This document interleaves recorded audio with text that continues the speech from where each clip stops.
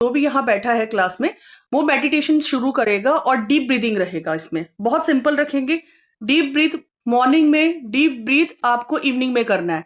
अब क्वेश्चन ये आता है कि हम तो वर्किंग है, मॉर्निंग में टाइम नहीं लगता या रात में टाइम नहीं लगता हमें, है ना, इवनिंग में तो हम घर पे ही नहीं होते। तो जब आपको कंफर्टेबल लगे वो टाइम अपने हिसाब से आपको ऑप्ट करना है। क्योंकि देखिए कई लोग ना बहुत रिलीजियस होकर मेडिटेशन करते हैं, है ना, कि हमें मॉर्निंग में 4 बजे ही करना है, लेकिन अगर वो नींद डिस्टर्ब करके है, क्वालिटी नहीं है उस मेडिटेशन की, तो कोई फायदा नहीं है। इसीलिए साइंस ये प्रूव कर चुका है, जब आप डीप ब्रीथ करते हैं ना तो आपके ब्रेन के वो सेल्स एक्टिवेट होते हैं जो आपके सबकॉन्शियस माइंड को स्ट्रांग करते हैं। तो ये होमवर्क आप सब करेंगे।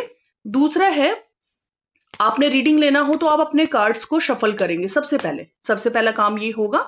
उसके नैना बाद मैंने बात की है, she will be join with in 2 minutes.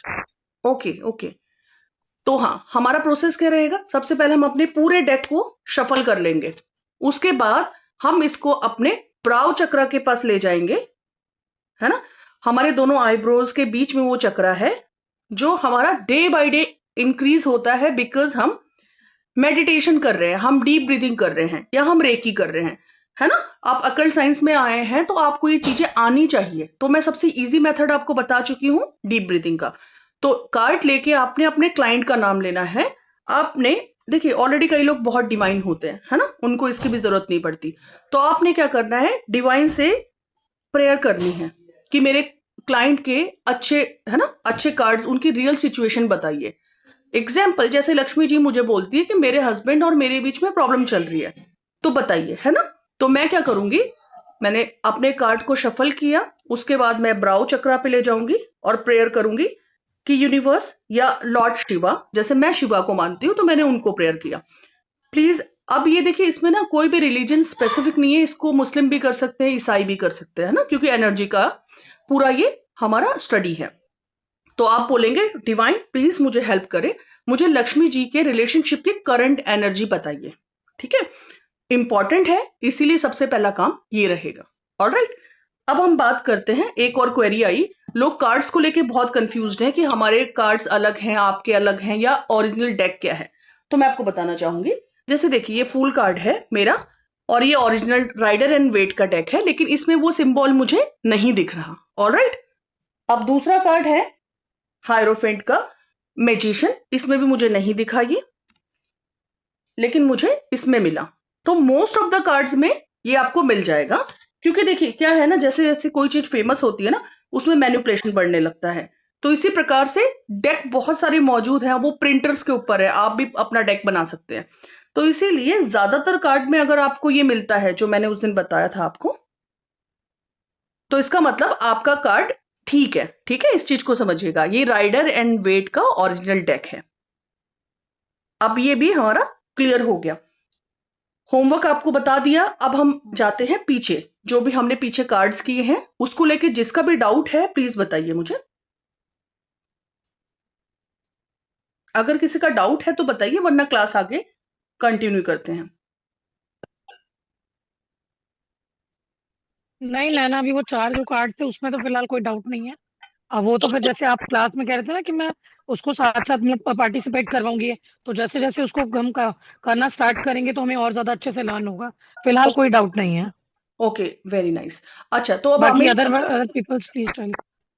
Okay, अब हमें समझ में आ गया कि टैरो हम इसलिए कर रहे हैं क्योंकि ये अकल्ट का सबसे इजी ब्रांच है और बहुत इफेक्टिव भी है।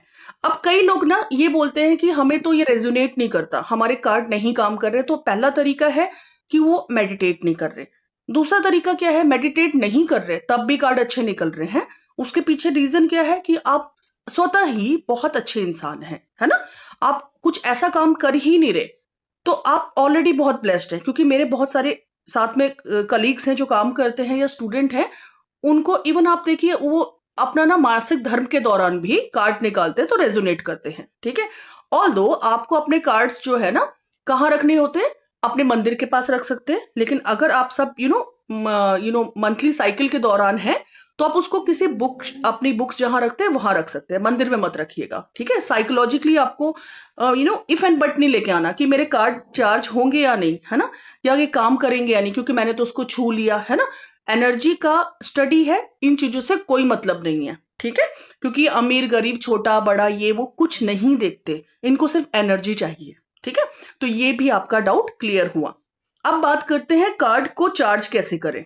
ठीक है, इसका पहला तरीका ये है स्मजिंग करना। स्मजिंग कैसे होगी, आपने किसी भी तरीके से ना धुआं जनरेट करना है, वो चाहे तो उपले वाला हो सकता है, काऊ डंग जो होता है ना, उसके ऊपर आप धुनी डालिए, या आप अच्छा सा ना हवन हवन सामग्री, या आप अपनी अगरबत्ती से कर सकते हैं, धूप से कर सकते हैं। और एक एक कार्ड लेके आपने उस स्मोक के ऊपर से उसको एक एक कार्ड को इस तरफ से देखिए जहां पे पिक्चर्स है, एक एक कार्ड्स को एक एक करके देखिए, एक बारी में नहीं करना, एक एक कार्ड को आपने किसी चैंट के साथ, है ना, जैसे कि ओम नमः शिवाय या जिससे भी आप रिलेट करते हैं, मन में उसको करना है, ऐसे कार्ड को धूनी के ऊपर से ले जाके। ये है स्मजिंग का तरीका। दूसरा है सॉल्ट बैग का तरीका। इसमें कैसा रहेगा, आपको एक बैग बना के रखना है कॉटन का अपना, बस वो ब्लैक कलर का नहीं होना चाहिए। सारे कार्ड्स आप उस बैग के अंदर डाल देंगे। ठीक है, और उस बैग के अंदर क्या रहेगा, आपका सेंधा नमक वाले जो क्रिस्टल वाला नमक होता है ना, पुराने टाइम पे मोटा नमक होता है जो, वो जो नमक है उसका एक बैग बनाएंगे, उसके अंदर ये कार्ड्स डाल देंगे 12 घंटे के लिए। 12 घंटे बाद इसको निकाल लेंगे सारे कार्ड्स, और जो आपका सॉल्ट है उसको आप फ्लश कर देंगे। ठीक है, तो ये दूसरा तरीका हुआ।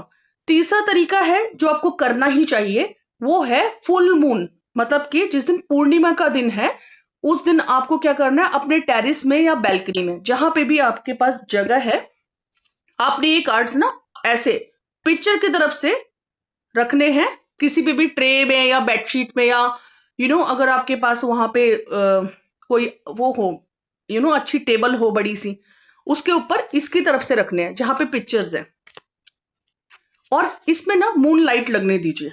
ठीक है, क्योंकि वो रेयरेस्ट टाइम होता है और बहुत पावरफुल होता है। ठीक है, तो आपने मून लाइट लगने देनी है, फिर रख लीजिए।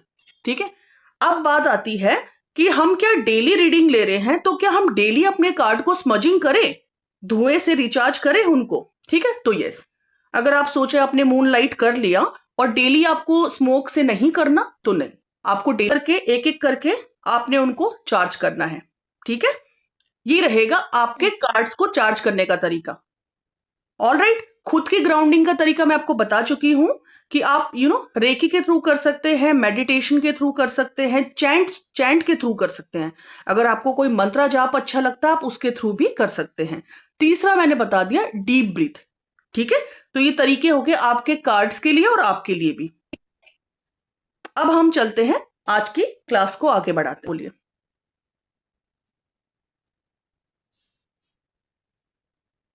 ये नंबर 4 का कार्ड है, द एम्पीरियर। हाँ जी। और इसका एक्चुअली जो है बैकग्राउंड, ये थोड़ा सा ऑरेंज कलर का है। हम्म, तो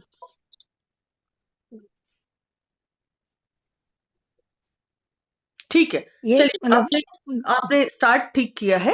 हाँ, आपने बोला 4 नंबर का कार्ड है, बिल्कुल ठीक है। उसके बाद हमें पता चला 4 नंबर की एनर्जी ना राहु की एनर्जी पे रोटेट करती है ना। तो राहु को हमने क्या बताया था, रिस्ट्रिक्शन, है ना, किसी चीज पे रिस्ट्रिक्ट होना। लेकिन अभी हमें नहीं पता क्या रिस्ट्रिक्शन है, हम समझते हैं।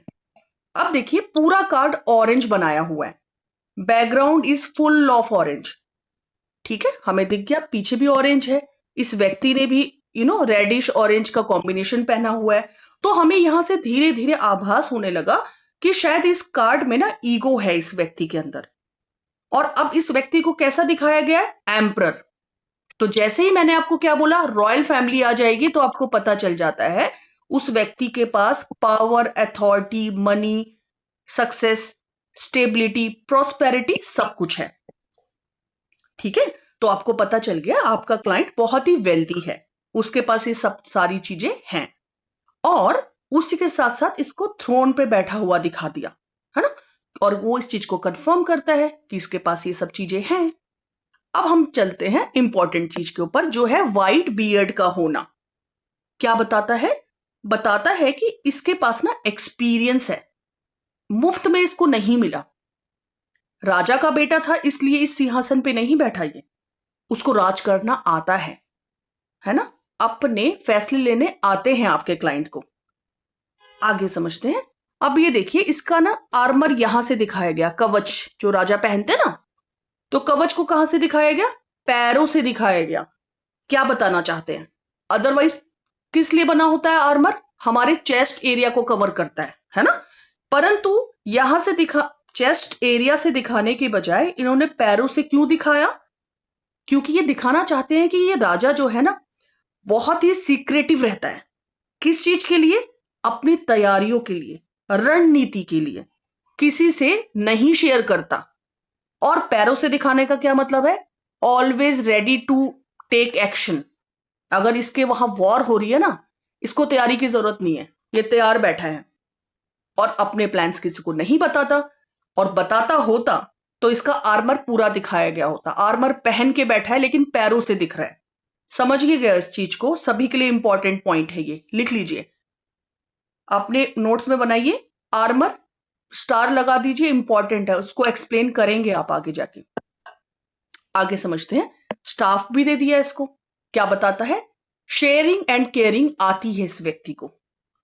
अब एक हाथ में स्टाफ है और दूसरे में सन दिखा दिया, तो सन को पकड़ने का, था ना कि पैरों में जो आर्मर पहना है इसका क्या इंडिकेट करता है ये? देखिए मधु जी, जब भी आपने कोई वॉरियर्स की मूवी देखी होगी, उसमें वो कवच पहना होता है उन्होंने, है ना?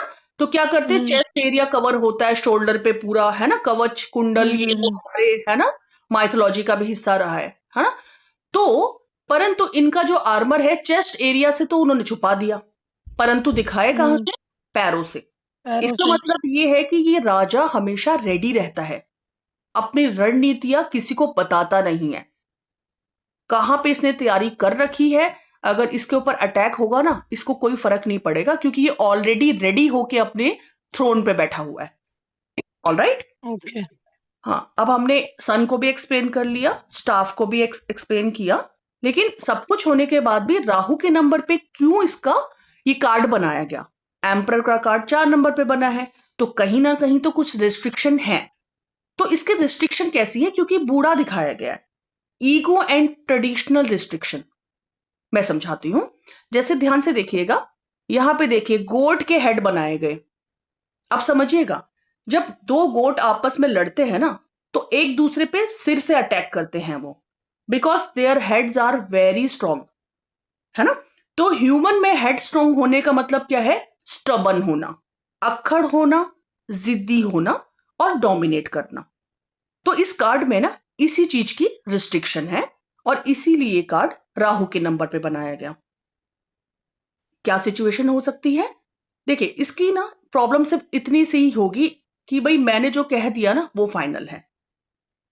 प्यार मोहब्बत सब कुछ है इसको अपनी फैमिली से, लेकिन ना जब ये किसी से कम्युनिकेट करेगा ना, सामने वाले को वैल्यू नहीं करेगा।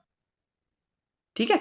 जहां पे इसको सामने वाला बोल देगा ना कि मैं आपसे सहमत नहीं हूं, अग्री नहीं हूं, वहीं पे इसकी प्रॉब्लम शुरू हो जाएगी। ठीक है? पिता होगा तो घर का रास्ता, घर से बाहर का रास्ता दिखा देगा, दरवाजा दिखा देगा बच्चे को। इसके कहने का ये मतलब है कि राजा मैं हूं, मेरे राज में रहना है तो मेरी ही चलेगी। भौतिक तौर पे बहुत ही ब्यूटीफुल कार्ड है, स्ट्रांग है, क्योंकि रॉयल फैमिली का ये पर्सन है और वो भी हेड ऑफ द पर्सन है। इसलिए इस कार्ड में ना मटेरियलिस्टिक चीजें आपको सब पॉजिटिव ही बोलनी होगी। ऑलराइट? तो जो इसके बियर्ड है ना, वो व्हाइट इसीलिए क्योंकि उसको इसने तजुर्बे को इंडिकेट कर रहे हैं कि बहुत तजुर्बा है इसको। इंपॉर्टेंट पॉइंट था इसका व्हाइट बियर्ड का होना। दूसरा इंपॉर्टेंट पॉइंट ये था कि इसके आर्मर को पैरों से दिखाना, मतलब कि इसको बहुत ही रेडी टू वर्क है ये पर्सन, और ये अपने प्लानिंग शेयर नहीं करता। अदरवाइज देखो, आपने मूवीज देखी है ना, आर्मर कहां से, चेस्ट साइड से उसको विजिबल करते हैं, दिखाते हैं, लेकिन इसको नीचे से दिखाया गया। ये इंपॉर्टेंट पॉइंट है। तीसरा, आपको डिकोड क्या कर रहा है? राहु, राहु के नंबर पे क्यों बना है, कि कहीं पे कोई रिस्ट्रिक्शन है क्या? तो आपने थोड़ा इधर उधर ढूंढा तो आपको समझ में आ गया, इसने ऑरेंज पहना है, फिर इसने रेड पहना है, पीछे बैकग्राउंड भी पूरा ऑरेंज है। फिर तीसरी चीज ये देखिए, गोट्स के जो हेड होते हैं वो स्टबननेस को दिखाते हैं, सुनता नहीं वो किसी की। तो ये सब चीजें बताती हैं इस कार्ड में कोई प्रॉब्लम नहीं, केवल और केवल इस व्यक्ति को ईगो की प्रॉब्लम है। और ठीक है? इसके हाथ में ये अभी मैंने पार्टनर। आपको बताया ना कि शेयरिंग, स्टाफ बताया था ना आपको, शेयरिंग एंड केयरिंग को इंडिकेट करता है। अच्छा। पहली क्लास से आपको मैंने बोला है ये नोट्स बनाइए आप। इससे पहले भी आपने मैजिशियन में भी देखा होगा ना स्टाफ, हाँ। तो वो भी बताती है। एम्प्रेस भी, एम्प्रेस के पास भी स्टाफ था, तो ये बताते हैं ये लोग शेयरिंग एंड केयरिंग करते हैं। अगर परिवार है तो उसका पालन पोषण करेंगे ये। अब बात कर, ये मैंने सन भी समझा दिया, ये भी नेम एंड फेम को इंडिकेट करता है। चलिए अब नेक्स्ट हम चलते हैं गाइडेंस की तरफ। लक्ष्मी जी, इसमें क्या गाइडेंस देंगे आप? ये कार्ड आ गया गाइडेंस के लिए, आपके क्लाइंट गाइडेंस मांग रहा है अब।